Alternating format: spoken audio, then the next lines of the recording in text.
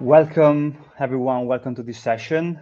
It's 5:03 Central European Time. We are good to go. We will be discuss the latest corporate clean electricity sourcing and Scope 2 reporting trends to help you stay ahead of the curve, which in this case appear to be quite steep. I'm Giacomo Bravaccini, FlexiDAO Partnership and Regulatory Affairs Manager, and today's host. Well, as many as you may be aware, we are in the middle of an evolution of the standard that mandates how electricity-derived emission must be accounted for, and consequently, an evolution of the gold standard for corporate clean electricity procurement, which is defined by the most commonly used leadership energy program for corporates. But why all this is so important in the broader corporate sustainability scheme? Well, as the energy and electricity in particular are making more headlines than ever, the evolution of the clean electricity standards I just mentioned may have a substantial weight in defining the concept of corporate climate leadership. Another way to see it is that generally corporate energy endeavors resonate with the broader public, while we are witnessing an increased general awareness and scrutiny of greenwashing. To provide more detail, the Greenhouse Gas Protocol, the global standard for measuring and managing greenhouse gas emission, opened for a multi-stakeholder review of its guidance for Scope 2 accounting, among other sections that are not relevant for today's session. This happened after facing some criticism, mainly from academia and the media, and eventually acknowledging that the digitalization of the grid infrastructure brought about new possibility since the latest extensive review in 2015, when Scope 2 market-based accounting was introduced. The Greenhouse Gas Protocol team at the World Resources Institute, which is now developing work plans and forming the governance body to continue the review process as collaboratively and transparently as possible, is expected to finalize and publish the updated standards and guidance in 2 years approximately. Currently, there are some strong views among the stakeholders that engage in the process, and trying to not oversimplify, the debate mainly concerns two technical criteria. The vintage, which relates to the temporal variable, and market boundaries, which relates to the spatial geographical variable. On the one side, some aim to keep definitions flexible and accounting broad, while on the other side, some desire to increase the specificity of definitions to enable more granular accounting. Well, okay. I hope these set the stage for a great discussion today.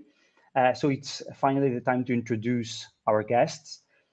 We have the honor to have here Bruce Douglas, newly appointed CEO of the Global Renewable Alliance, which is transitioning from being the Director of Business and Communication at Euroelectric. Welcome, Bruce. Hi, Giacomo. Pleasure to be here. Thank you. Next in line is Killian Daly, General Manager at EnergyTag. Welcome, Killian. Thank you very much. It's great to be here. And last but not least, we have Simona Cornero, FlexiDAO co-founder and CEO. Simona, thank you for joining. Hi, thanks for the introduction. Well, I'm going to start with you, with the last one.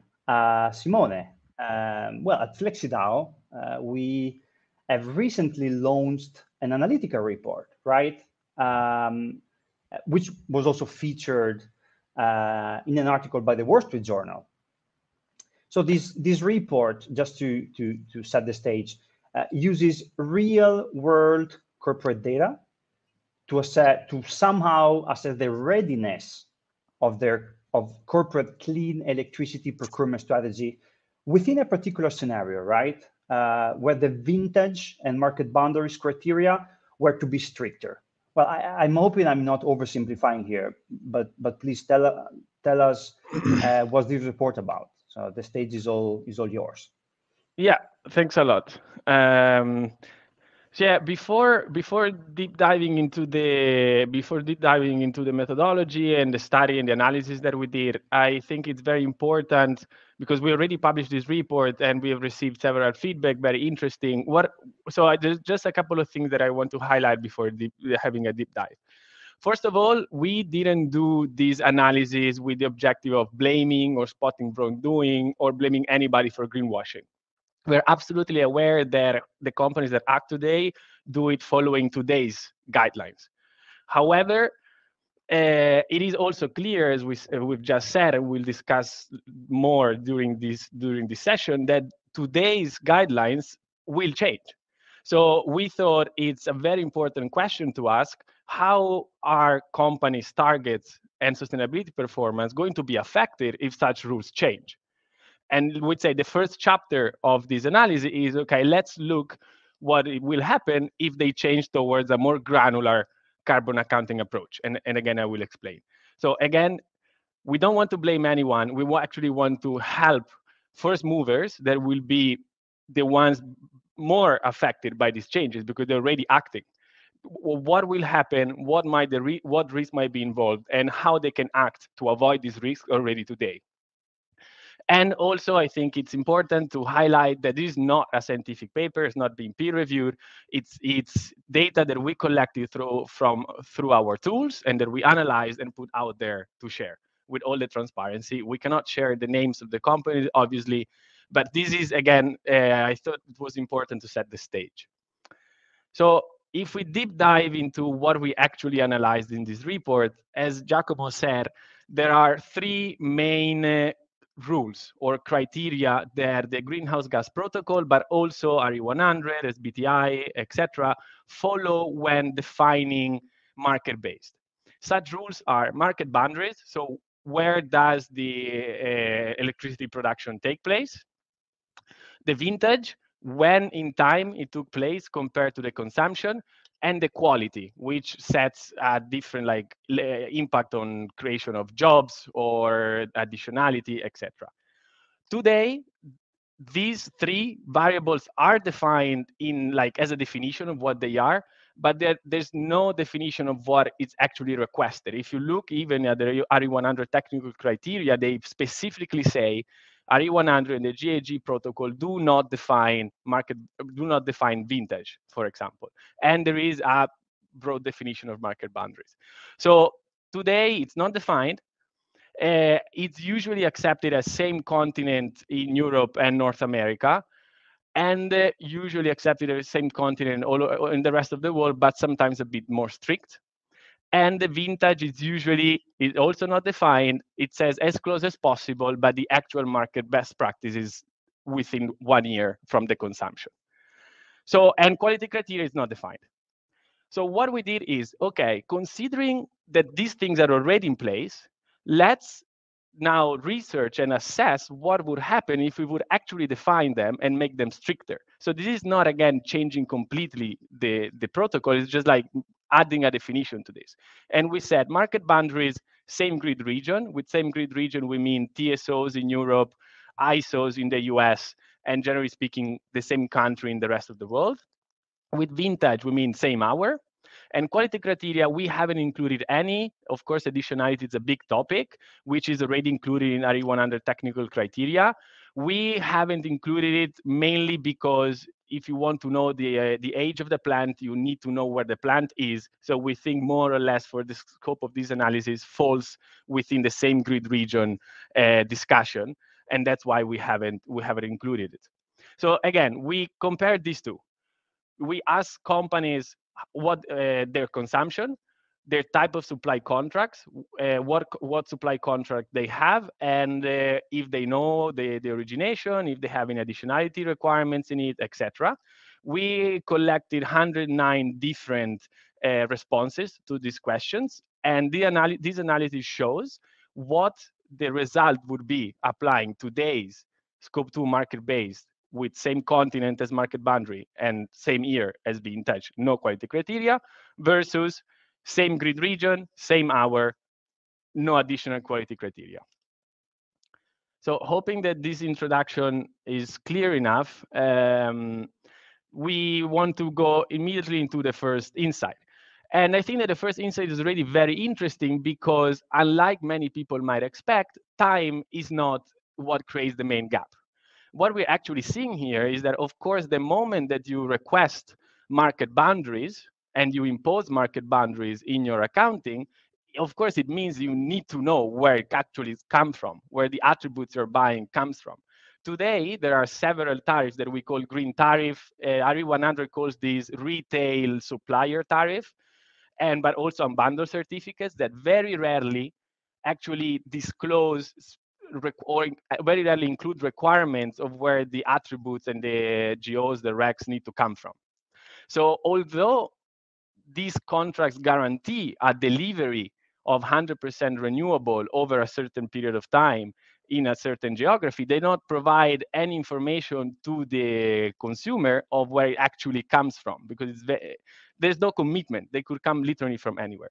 And we actually saw that in the pool of respondents to our analysis, this was between the unbundled EACs and the green tariff, this was actually more than almost 60%. This is already the biggest part. And this shows that 67% of respondents today do not have contracts that would allow them to answer and to comply with a more granular carbon accounting approach. Similarly, in the same fashion, on the same bucket of findings, 42% of the respondents that can claim 100% renewable energy coverage and therefore zero market-based emissions actually do not have any contract that specifically says where this energy was originated. So again, these companies would not be able to respond if such requirements were to be in place. So this leads to a very interesting finding. So in general, again, if we take into consideration this difference, it means that the companies that we interviewed and that reported data to us, they would be, with new and updated, more granular rules, they would report more than double the emissions they would report today. And again, this because they do not have, in majority of the cases, contract that would allow them to do otherwise. Another very interesting finding is that we thought, okay, but now let's split the companies that actually have contracts that comply with these rules and the ones that don't. So in these findings, you see on the left side that the difference is very, very big when companies don't have compliant contracts. So it means that location plays a very important role here. When you actually take into consideration contracts like PPAs, for example, or supply tariffs with a specified asset, that so therefore are able to assess the market boundaries, what we see is actually that the difference is much less. So in this case, we see a difference between almost 40 and 83%. So this shows that the impact on time, what most of companies are scared of, and it's harder to work in and be 100% today, is actually not what has the biggest impact in terms of the increase of emissions reported under the new standard. So again, this shows on the right side what happens if you actually specify the location, and then you just need to worry about time. And time has a limited impact. And of course, you could also have a virtual PPA where that is not being producing in the same country where you operate, and therefore it wouldn't qualify. But at least you know. And last but not least, so far we only exclusively talked about contracted CFE score. So the actual, the actual electricity that you buy. This analysis takes into account also the grid. So here, what we see is that only 2% of respondents that responded to our survey would actually be able to claim both 100% renewable RE100 score and 100% CFE score. Again, taking into account both contracted and grid carbon-free energy. So this, of course, is a striking number, but I encourage you to put in the perspective of what we just said before. Most of the companies that responded to our survey do not have the contractual agreements in place that allow them to actually comply with this. So I think that my time is almost up in terms of my 10 minutes before I leave the word. I just want to do a very quick recap of what we think are key conclusions, and then very happy to leave the stage to our guests and answer to questions.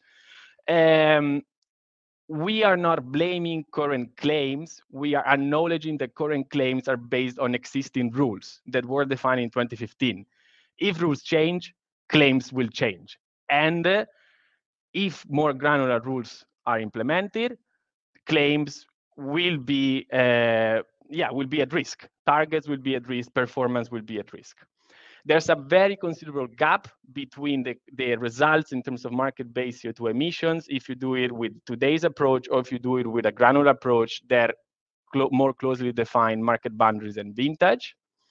The majority of this gap is caused by the unfit of supply contracts being unfit, not disclosing, not having requirements. So we actually believe that this can be addressed today in a very actionable and pragmatic manner by every buyer to request a specific age or a specific location of the power that they buy. And this would already position every buyer greatly towards upcoming future regulations. On top of this, we think, and it is our recommendation, because all the clients that provided data to us were actually very surprised and very interested of the findings that they had. So our suggestion would not to wait, but to get started with actually understanding what today creates the biggest risk in terms of future exposure to changes in your portfolio, and how you can change your strategy today without necessarily increasing your cost to decrease this risk going forward. So this is it for me. The report is online. Very happy for you to download it, and we'll be here to discuss more in the next 40 minutes. Yeah, thank you, Simone. Thank you so much for shedding some light on the findings of this report. Well, some people is already asking in the chat, how likely are these changes to come to the GWEC protocol? Well, we won't enter in such a level of speculation because it's very hard to predict. But I will now let the stage to Killian, because I think we need to make a step backwards now. So there is a debate ongoing on the GWEC protocol review, and it would be great if you could share your insights on maybe an overview of the foreseeable scenarios of this review. What do you think about that? What's going to happen? Sure, I'll try my best. Predicting this is is quite hard, but I think based on conversations we've had with the WRI team that have their public webinars, I think there's three key camps, like let's say emerging, right? I think there's a group who is advocating for the accounting in scope 2 to remain largely the same. So Europe remaining as continental boundaries with annual accounting for the time matching component and no type of additionality requirement. There is a group that is in general promoting a type of impact-based accounting where there's an attempt to estimate the emissions avoided because of an action taken when you buy electricity. And then there's another group that is looking for a more granular accounting approach. So you actually start to consider the physical limitations of the grid. So whether that be in time, so they're asking for more hourly matching as opposed to annual matching, because that's how the grid works in real time, and accounting should reflect that.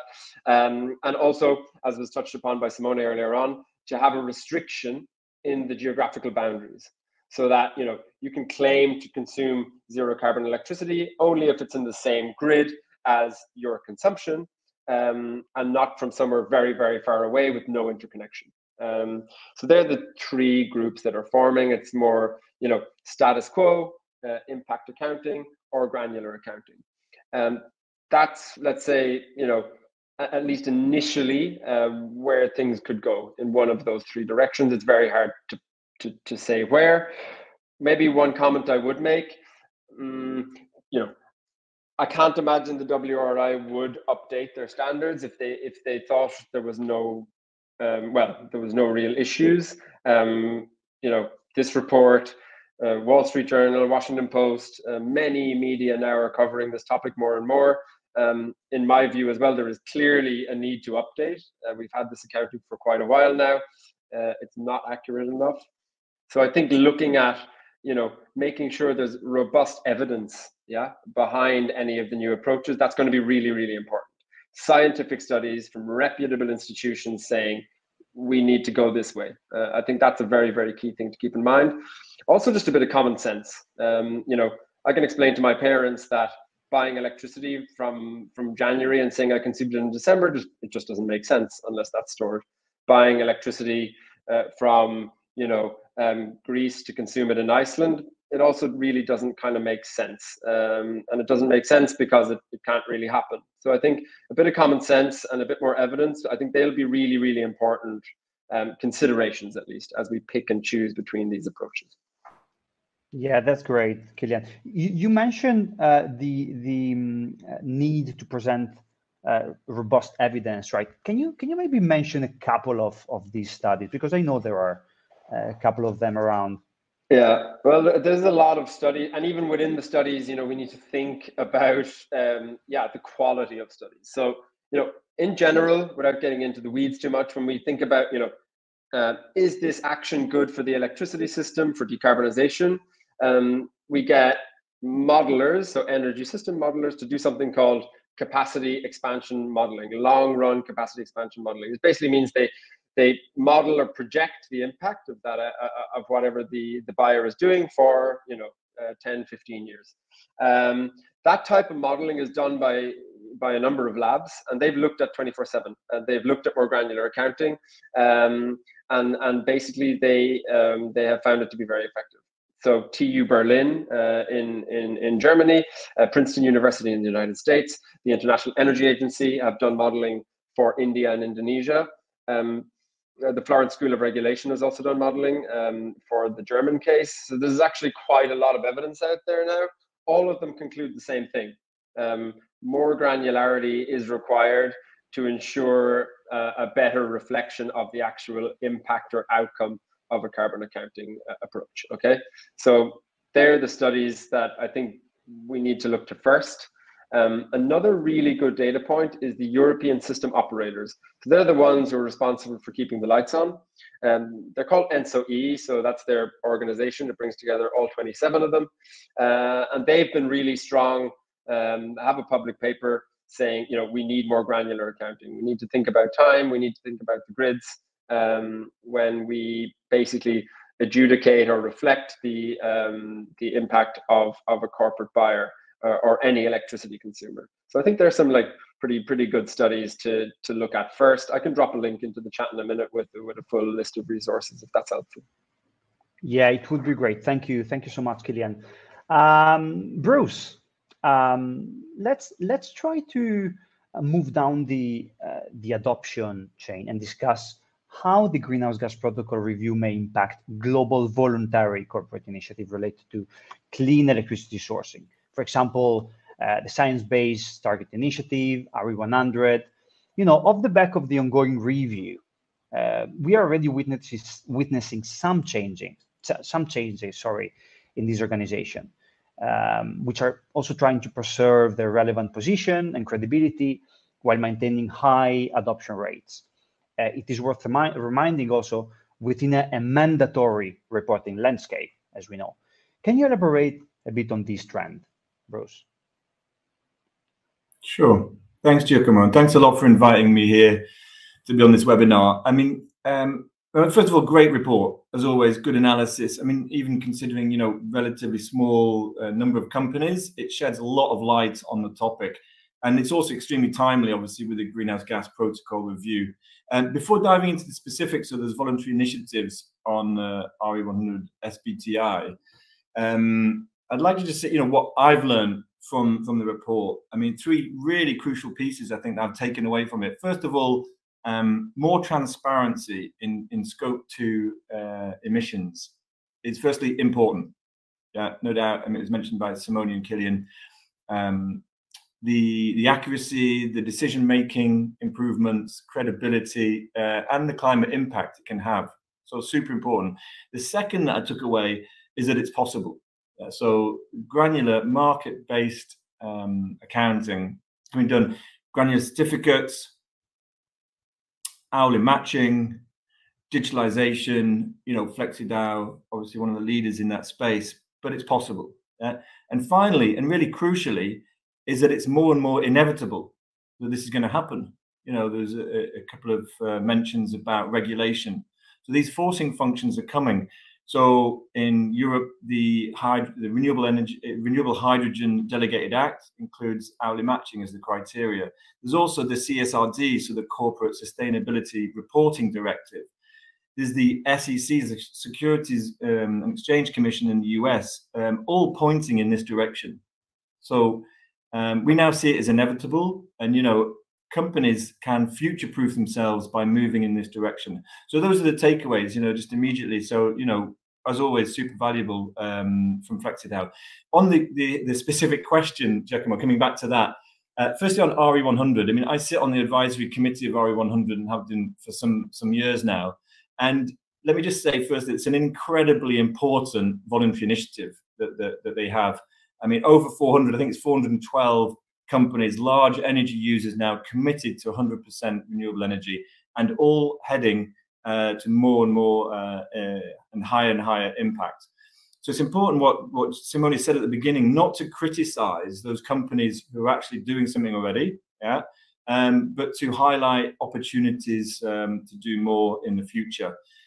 And we should be looking and pointing at those organizations, both public and private, who are not doing anything. I think that's important to highlight, which hasn't been mentioned. Obviously, it's not in the report because they don't take part in these things. But there are thousands of companies, organizations who've not yet done anything. So just onto the changes you alluded to with RE100. I mean, they already have moved to more impact and are moving towards more impact and more transparency in their disclosure. So first of all, they're going to include country breakdowns for all their members using new CDP reporting infrastructure. That's crucial to get more visibility. Second, and very importantly, they're making changes to their additionality criteria. So there's a new piece coming in which will reduce the age of compliant projects to max 15 years. And that rules out all old hydro plants. That starts from January 2024, and that's for all new electricity procurement. So that immediately will push additionality. Thirdly, they're going to also include tracking of cross-border procurement. So RE100 heading in really a positive direction. Onto SBTI, their public response to the Greenhouse Gas Protocol, you can no doubt find it online, included a recommendation to have no unbundled EACs, so certificates, under Scope 2 guidance. That's a critical move as well from their part, again, heading in that high impact direction. I'll stop there, but things are looking positive. This report is just another brick in that wall of evidence pointing in this direction. And again, a pleasure to be on the webinar with you. Thanks. Bruce, thank you so much. It's an honor to get these insights from you. Well, just to add on what you said, also SBTI, I don't know if you mentioned, Bruce, SBTI in their public response to the Scope 2 review in the Greenhouse Gas Protocol suggested to ban unbundled energy attribute certificates, unbundled RECs. So, Killian, a straightforward question, right to the point. Are unbundled RECs under threat? What do you think? It's a great question. I think fundamentally, just to take a step back, we need tracking certificates. So we need energy attribute certificates because you can't track physical electricity. So if we're going to make market-based claims, we need a certification system. Okay. At EnergyTag, we're working on making that certification system more linked to the grid realities. So time-stamped, more deliverable and local. But if you have a power purchase agreement, so in a previous life, I used to be a buyer of electricity and power purchase agreements in heavy industry. Always in our PPAs, we also had the certificates bundled into those contracts. Okay, so I think it's just really important to keep in mind we need certificates, and we will need them going forward in any type of market-based accounting. I think the issues come up is when those certificate flows, so where a certificate ends up, let's say, is completely detached from where the electricity it's meant to represent ends up.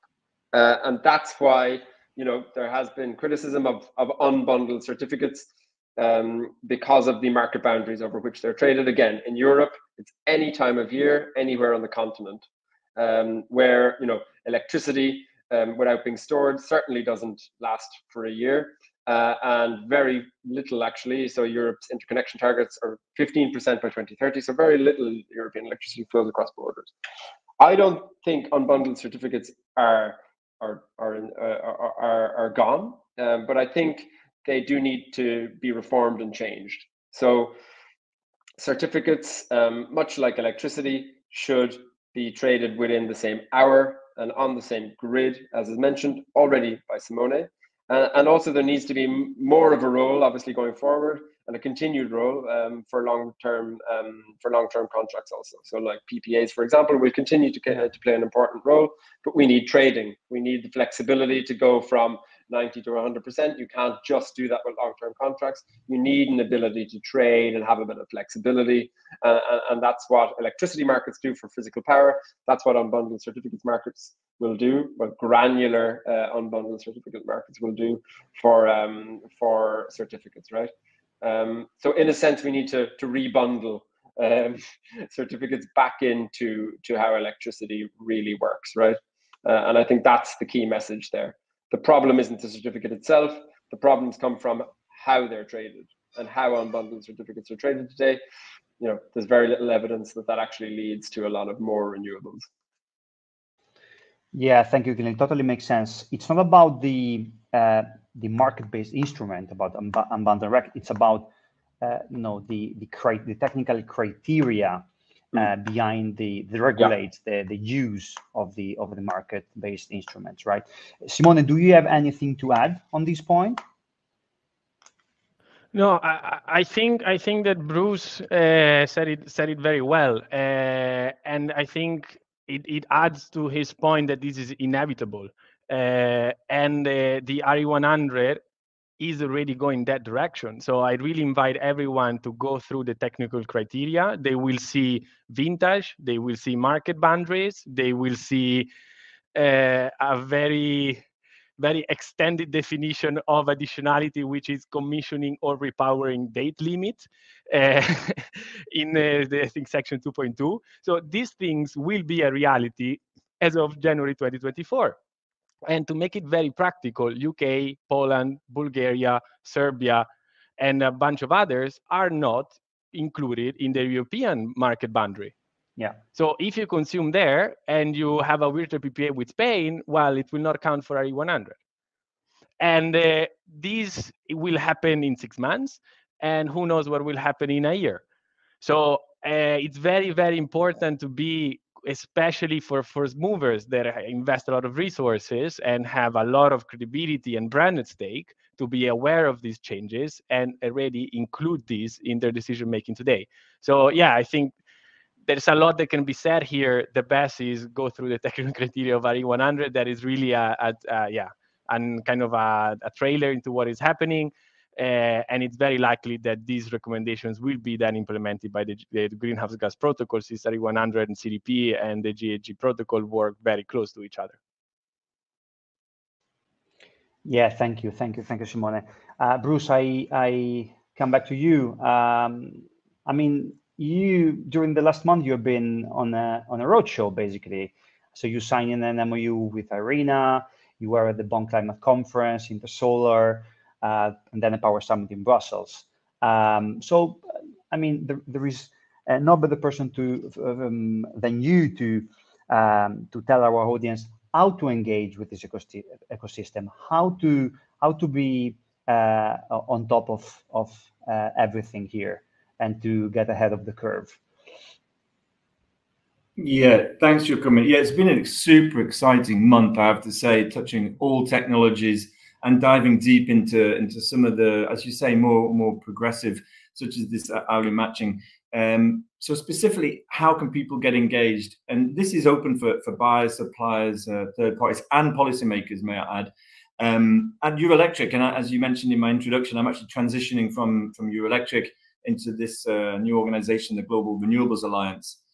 So on the European level, this is a crucial platform that's created by Eurelectric. We work very closely with EnergyTag and FlexiDAO on this to raise awareness, so the what and the why, yeah, to influence policy, to get regulation, legislation to facilitate the hourly matching, more granularity.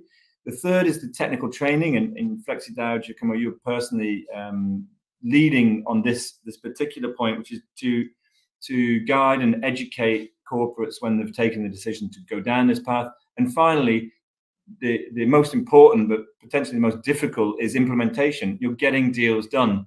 And so this is a toolbox of standardized contracts, of guidance, advice, B2B meetings, and so on that's online. And this is at a European level. There's about 300 companies who are already members of that platform. Yeah, as I said, a range of different buyers, suppliers, and so on. So really an extensive group of the leaders in the space. And then onto the global opportunity. In here, this Global Renewables Alliance is collaborating with SE for All, Sustainable Energy for All, and the UN Compact, which is another voluntary initiative for public and private sector organizations to sign up to this hourly matching initiative. We're working closely with RE100 for the corporates, with IRENA for the governments, and many other of the global stakeholders, including yourselves. At a European level, you see there Eurelectric, the resource platform. In Asia, we work closely with the Asia Clean Energy Coalition, and also collaborating with SEBA in the US. So you see this is developing quite a momentum, both at European level, but also global. And my last point is about the opportunity for new markets. And what we're trying to do is enable them to leapfrog, yeah, to this new type of granular and more transparent carbon reporting and corporate procurement. So to encourage higher impact corporate procurement in the new markets, using the experience we have in the various more progressed markets. So I'll stop there, but a call to everyone to please do join the Eurelectric 24/7 hub if you're in Europe, and also contact us at the Global Renewables Alliance if you're based in markets outside Europe. Thanks, Giacomo. No, thanks, Bruce, to you. It all sounds very exciting. There are a lot of opportunity out there to learn and engage with this ecosystem. I go back to Simone because I mean I'm quite curious. We have released this report, so we have used real corporate data from their clean electricity procurement strategy. So, can you please shed light on how can we help other corporates to understand the performance of the current electricity strategy in a possible more stringent reporting scenario? Yeah, sure. So the analysis in the the data that we showed, they all come from a tool. They're a product that we sell as FlexiDAO. It's called CFE Diagnostic. All the participants in this webinar, you can just click at the link, or otherwise we'll drop in the chat. The tool has a freemium version where you can run the same analysis that we've just showed you for a country. Of course, being a limited version, a freemium version, there are some functionalities that there will be that there will be blocked, like downloading the results, running more, adding more countries, etc. But the tool essentially asking the users a few inputs in terms of the industry vertical, the regions of consumption, the total annual consumption, kind of profiles consumption curve, and then it asks also which supply contract this specific buyer user is procuring, and asking a few questions like, is the asset specified, is the origin disclosed, is there any requirement in terms of additionality. And after asking all these questions, the tool essentially calculates 3 scenarios that compares to each other. The RE100 scenario, so annual location-based, annual market-based, and RE100 score.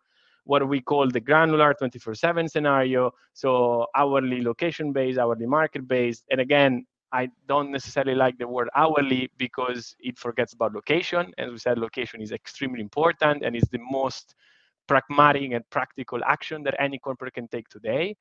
And then the third one, it also looks at the avoided emissions. So in the call, we said that there are different perspectives to these changes, and we think it's very important to show what the 3 would entail. So you would also get the avoided emissions and induced emissions in the analysis. So again, feel free to click on the tool. It's free for one country, and if you're interested in more, we can definitely help you out, either with the data collection, with all the advisory needed, also to make sense of the results, and to help you really understand and navigate what the tool is giving you, and more importantly, translate these in actions. We've done this several times. There are ways for buyers today, as Bruce said, to make this actionable. This is like, you can do it now. You don't have to wait. Great. Thank you, Simone. Basically, an entry-level tool that helps, an inclusive entry-level tool that helps corporate buyers to take a stance and to understand their current position quickly and precisely. Amazing. We are extremely on time for the Q&A session. I can see we have quite a lot of questions in the chat. I will begin with,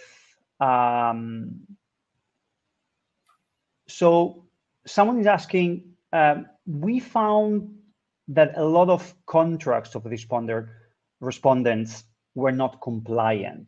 So what should I ask to my supplier or put in a tender for having a future-proof contract? Simone, maybe that's for you. Yeah, so let's be very, very pragmatic. So let's look at January 2024. If you were to do the next RE100 disclosure, and you have operations in the UK, and you have a general supply. Maybe the UK is not the best example, but yeah, you have an operation in the UK, in Poland, and you have a general supply agreement that delivers guarantees of origin to you. Unspecified origin and unspecified technology, unspecified quality criteria. These would not comply with RE100.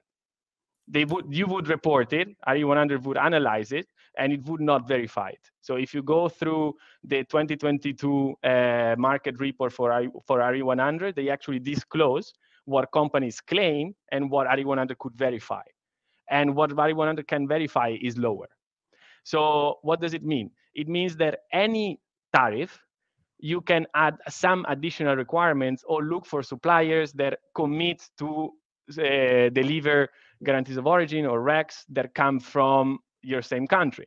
Or you could include requirements in the supply contract of, I only want to buy guarantees of origin from assets that have a recommissioning or age that is less than 15 years. And by simply having this written on your contract, it immediately makes your RE100 reporting compliant. So it's really starting to work with your suppliers. It could be a broker. Again, unbundled certificates are not bad per se. You can have local additional unbundled certificates And this is absolutely feasible today. Any broker can provide this. Of course, you need to go to a broker that its portfolio is not made 90% of Norwegian GO. So you need to make maybe a bit more scouting, but the offer is there. And for sure, from the 24/7 hub and from the work that we'll be doing, I'm sure there will come more recommendations and more guidelines, also working with suppliers to streamline this process, where some standard clauses, etc., that actually buyers can use to ask this kind of request to suppliers. And just to clarify once again, does all this works with PPAs or also other contracts work? It works. It works with everything. So of course, PPAs by definition comply because they have the asset specified in it. They might not comply the market boundary if it's a virtual PPA, Netherlands to Spain. That would not comply to a granular accounting. It would comply to the 2024 RE100 technical criteria, for example. But definitely PPAs by definition, on-site PPAs are future-proof. What I think is very important, and what actually also allows the broader market to act today, is on the retail tariffs and on unbundled certificates. So that's really where we see the biggest gap, and where is the low-hanging fruit in terms of wins. Even for a retail tariff, go for one that has all these variables included in it, and this will help you a lot. Great, thank you. I spotted a question on the RFNBO Delegated Act. How do they apply to Norway, as an example? I don't know if Killian wants to take this. I know it's quite a complex topic. Maybe just for the context, Killian, the question was how are grid regions defined in the Delegated Act? So, because I said that we use the Delegated Act as reference to market boundaries definitions. Sure. Yeah. No, absolutely happy to take that one. So yeah, just for those who don't know, so the Delegated Act is basically the European Union's rules for how we qualify renewable electricity for the production of renewable hydrogen. So it's the quality criteria that you need to meet to call your hydrogen renewable in Europe. It's a landmark piece of legislation. It really sets a gold standard internationally for what it means to consume green electricity. And I think, is being replicated already in other parts of the world. In terms of how grids are defined, they refer to bidding zones in Europe. So a bidding zone is basically an area where the electricity price on the electricity markets is the same. And they're listed by ENTSO-E. So Denmark has 2 bidding zones, DK1 and 2, and that's how they define geographical boundaries. On the Norway question, Norway is one of those grids that will meet the criteria of being over 90% renewable, and so basically won't have to have these stringent rules that are required in other parts of Europe. So I hope that is clear. And just for the sake of clarity, that act also requires hourly matching, and also requires a power purchase agreement with an asset that is no older than 3 years older than the electrolyzer itself at the point of startup. So yeah, happy to share more details. In fact, that file that I shared earlier contains the link to that Delegated Act, and hopefully that clarifies that question.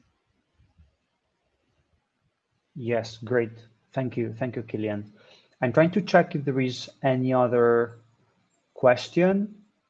Please help me if I missed one. I think there is one about, the number of same grids in Norway, but I think we already addressed this point.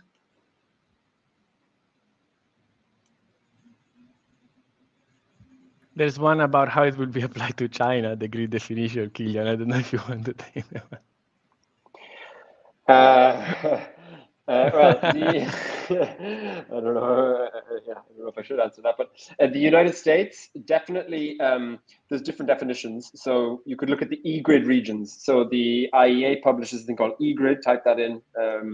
sorry, not the IEA, but the EPA, e-grid regions, that would be a typical equivalent in the United States that folks are considering. So that the US is currently doing its own delegated act for hydrogen, and part of the discussion is how we define the grid region. So typically, you know, the EPA e-grid regions, for example, balancing authorities might be another way of doing it. There's no standardized approach yet. The US government's working on it. For China, that is, yeah, I can't answer that exactly. I don't know what reference points they have. They have different grid regions, obviously, in China. So yeah, I'm not sure of the common reference there. But again, I think that the key message that we would like to convey is not necessarily exactly how will the market boundary be defined in a year or 2 years from now. Yeah. Like, the change is happening, and this change will most likely impact your performance. So take that into account and consider already actions. And there's a question that I like a lot. What would say is the gold standard renewable energy procurement? It is definitely not using FlexiDAO. I mean, we are a tool to help buyers. But again, RE100 has a paper that explains credible claims and explains impact. It goes on buy local, buy close in terms of vintage, buy additional. So there are a lot of indications out there that buyers can already use. We come in helping you get the data and forget about all the back-end work and operations that you would have to do to actually do granular accounting, which is a bit more complex than just using spreadsheets on a yearly basis. So FlexiDAO, under no circumstances, sets a gold standard. We are a tool that helps with data and energy and emissions data management. EnergyTag is a non-profit that develops a standard. Bruce is the CEO of a trade associations that is helping the world move towards the right direction and electrify everything. So this is really how you should look at us, and with the key message of be aware of this change and embed it now in your thinking, because the sooner the better and the less risk going forward. And then we can have over beers as many conversations as you want on how to break the US grid. There will be many forums of that, and yeah, that's how Killian has fun. You know, again, that is, yeah, I have very few people, me being one of them, do have fun. I think, you know, that message is really, really key. So like putting my energy procurement hat back on, the world is moving this way. If you're buying green energy now and not thinking about this, I would argue that's just it's not very good risk management. You're not projecting into the future, and you may be embedding things in your procurement strategies that will come back to bite you in a year or two, and definitely in 10. So, you know, you really need to get an idea of where you're at today. You know, imagine how things would look in a more granular world, because yeah, it's quite hard to imagine we are using the same claims and approaches as we are today, and we've already seen RE100 move. Other organizations will absolutely start to do so as well. Yeah, thank you, Killian, which links nicely with Dr. Gary Nelson's question. I think it's very important to clarify.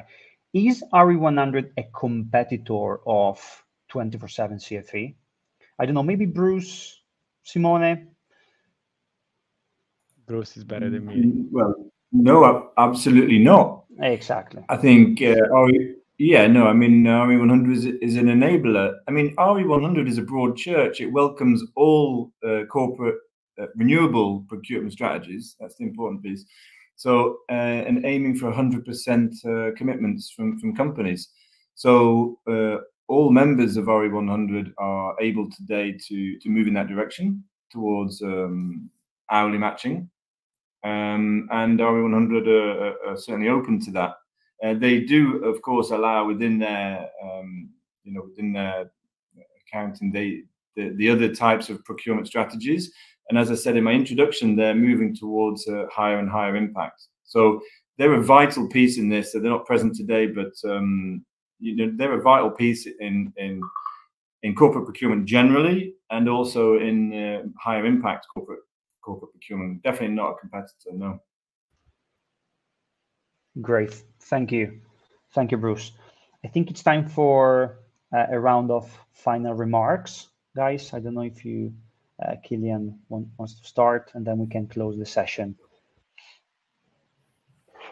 Yeah, sure. Well, it's great to see so much interaction here. My main message would be get going on this. Don't wait for the change to land on your desk when you have to do it. Be part of that change. So, you know, connect with FlexiDAO, connect with the GRA, connect with EnergyTag. We're all working on this, and be part of that change. We're all actively thinking about these topics. So, you know, I really think now is the time to get going.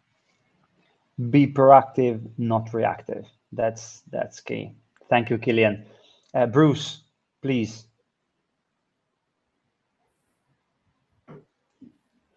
Self-explanatory. My new great. hashtag. That's good. That's great. No, but renewables now, there is genuinely no time to wait. And I'm not just talking about corporates, I'm talking about the wider society and the planet. So, you know, I've always been on the supply side, pushing supply side renewables for 25 years. But the buy side is critical, absolutely critical to get this done, both private sector and public sector. And I think this, you know, this discussion today, but the way things are going to develop over the coming years is essential. The bottom of page 5 of the report, by the way, that paragraph at the bottom sums it up really nicely, which talks about, you know, any business can start today. And I think, you know, just even have a look into it. Doesn't cost anything. Just start looking into it and preparing yourself for what's coming. You know, awareness is key here, and proactive, not reactive. I think that's a nice summary, Giacomo. Thanks so much again for having me. Simone, you're the last one.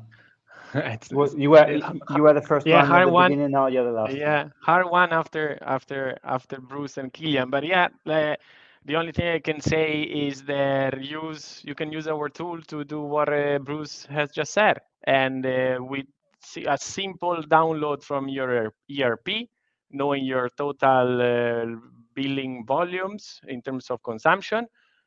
Just with that, we would speed out the same analysis you see in the report for all your global operations. So what a better way to get started and not being caught off guard by your CFO or CSO a year from now.